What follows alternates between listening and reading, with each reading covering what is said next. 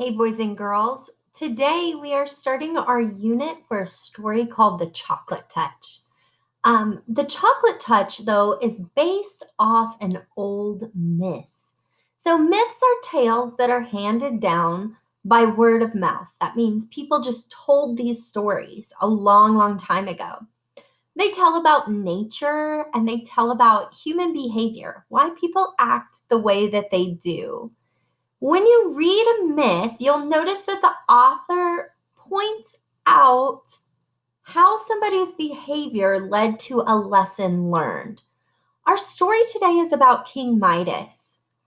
King Midas's actions are going to teach us a lesson. I want you to think about two things while we read today. One, I want you to think about King Midas's character trait, things that make him who he is as a person on the inside. I also want you to think about the lesson we can learn from King Midas. You can follow along while I read. There once lived a very rich king called Midas, who believed that nothing was more precious than gold.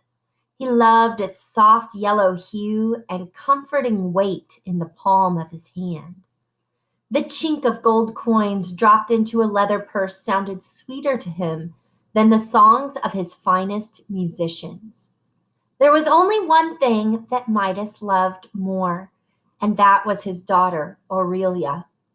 Aurelia, he often told her as she played by the throne, someday I shall bequeath to you the greatest treasury of gold in all the world. So to bequeath is to give, especially when someone dies. So he's saying, when I die, I'm going to give you the greatest treasure of gold in all the world. There had been a time, however, when King Midas loved roses as much as he now loved gold. He had once called together the best gardeners in his realm or kingdom, and the garden they created for him became renowned for the beauty and the variety of its roses. Renowned just means everyone's talking about it. But in time, the delicate fragrances and exquisite colors meant nothing to Midas. Only Aurelia still loved the garden. Every day she would pick a bouquet of the most perfect roses to adorn the king's breakfast table. But when Midas saw the flowers, he would think, their beauty lasts but a day. If they were gold, they would last forever. One day the king's guards found an old man asleep under the rose bushes and brought him before King Midas. Unbind him, Midas ordered. Without my gold, I would be as poor as he is. Tonight he shall dine with me. What word would you use to describe King Midas here? I'm listening to what he says. He says, unbind him. He's like me. Without my gold, I would be just like him. So that night, the old man sat at the king's table, where he was well fed and entertained by the king himself. And after a good night's sleep, the old man went on its way. That morning, as he often did, Midas went down into his dungeon. With a large brass key, he unlocked the door to the secret chamber where he kept his gold. After carefully locking the door behind him, he sat down to admire his precious wealth. Ah, I do love it so, he sighed, gazing at his riches. No matter how hard I work, no matter how long I live, I will never have enough. He was lost in these thoughts when the chamber suddenly filled with light. King Midas looked up and was amazed to behold the glowing figure of a young man. Since there was no way into the room but through the locked door, Midas knew he was in the presence of magic. Do you not recognize me, friend? Midas shook his head. The mysterious stranger smiled at him, and it seemed that all the gold in the dungeon glittered even brighter. I am the old man from the rose garden. Instead of punishing me for trespassing, you entertained me at your table. I had thought to reward you for your kindness, But with so much gold, you must surely want for nothing." "That's not true," cried Midas. "A man can never have enough gold." The stranger's smile broadened. "Well, then, what would make you a happier man?" Midas thought for only a moment. "Perhaps if everything I touched turned to gold," he said. "That is your wish?" "Yes, for then it would always be at my fingertips," Midas assured him. "Think carefully, my friend," cautioned the visitor. "Yes," replied Midas. "The golden touch would bring me all the happiness I need. And so it shall be yours." Okay. Midas has more gold than anyone could need, but he still wants more. What word would you use to describe King Midas based on those actions? Did you pick the word greedy? I did. When somebody has plenty but they still want more for themselves, that's being greedy, right? With that, the mysterious figure became brighter and brighter until the light became so intense that Midas had to close his eyes. When he opened them, he was alone once again. Had the enchantment worked? Midas eagerly rubbed the great brass door key, but was greatly disappointed. There was no gold in his hands. Bewildered, he looked around the dim room and wondered if perhaps he had been dreaming. But when King Midas awoke the next day, he found his bedchamber bathed in golden light.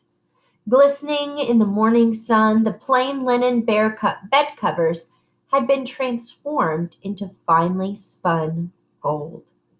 Jumping out of bed, he gasped with astonishment. The bedpost turned to gold as soon as he touched it. "It's true," he cried. "I have the golden touch." How would you feel if you had the golden touch? You could touch anything and it would turn to gold. You'd be so rich. How would you feel? Midas pulled on his clothes. He was thrilled to find himself wearing a handsome suit of gold. Never mind that it was a bit heavy. He slid his spectacles or glasses onto his nose. To his delight, they turned to gold too. Never mind that he couldn't see through them. With a gift as great as this, he thought, no inconvenience could be too great. So his glasses are now useless, but he doesn't care because they're gold. What could be better? Without wasting another moment, Midas rushed out of the room, through the palace, and into the garden. I love this illustration. Look, as he's walking down the steps, they're all turning to gold. The roses glistened with the morning dew, and their scent gently perfumed the air. Midas went from bush to bush, touching each of the blossoms. "How happy Aurelia will be when she sees these roses of gold!" he exclaimed. He never noticed how the perfect golden blossoms drooped and pulled down the bushes with their weight. Soon it was time for breakfast. Midas sat down just as Aurelia entered the room, clutching a golden rose, her face wet with tears. "Father, father, a horrible thing has happened," she said, sobbing. "I went to the garden to pick you a flower, but all the roses have become hard and yellow." "They are golden roses now, my love, and will never fade." "But I miss their scent, father," cried Aurelia. "I'm sorry, my dear. I thought only to please you. Now we can buy all the roses you could ever wish for." Midas smiled at his daughter to comfort her. "Please wipe your eyes, and we'll have our breakfast together." Midas lifted a spoonful of porridge to his mouth, but as soon as the porridge touched his lips, it turned into a hard golden lump. Uh-oh. "Perhaps if I eat quickly," he thought, puzzled, and snatched a fig from a bowl of fruit. It turned to solid gold before he could take a bite.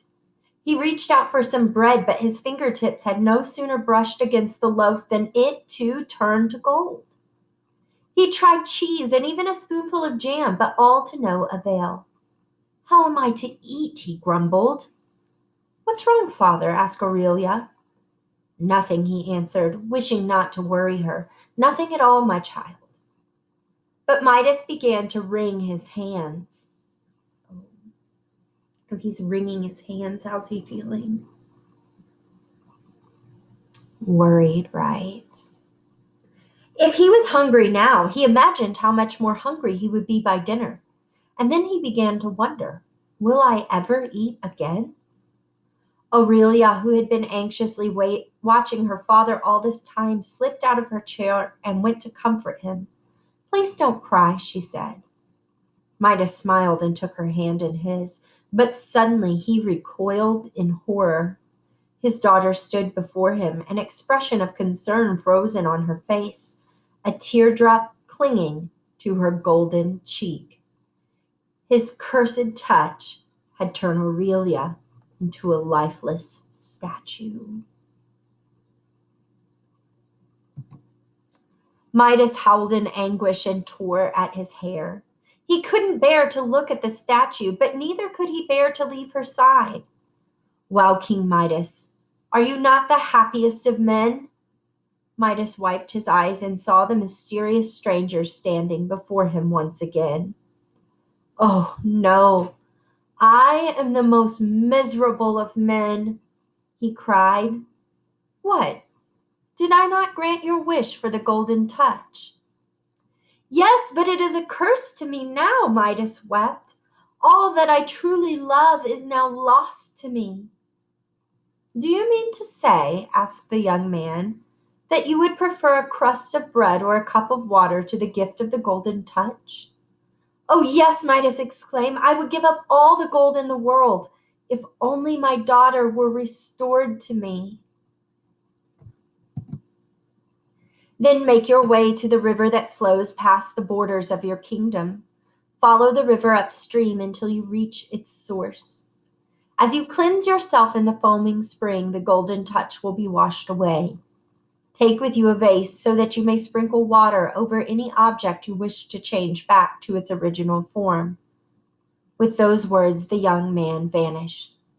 As soon as Midas reached the spring, he plunged in without removing even his clothes. As the water washed the gold from his clothes, he noticed a pretty little violet growing wild among the banks and gently brushed his fingers against it. When he saw that the delicate purple flower continued to bend with the breeze, he was overjoyed. Midas made his way back to the palace, where the first thing he did was to sprinkle water over his beloved Aurelia. No sooner did the water touch her cheek than she was restored, laughing at her father's game and remembering not a moment of being a golden statue. Together the two went out to the rose garden. Midas sprinkled each frozen rose with a little river water, and Aurelia clapped her hands when she saw them cured of their golden blight. Joyfully then, Midas restored all else he had transformed, except for a single rose, kept forever as a reminder of the golden touch.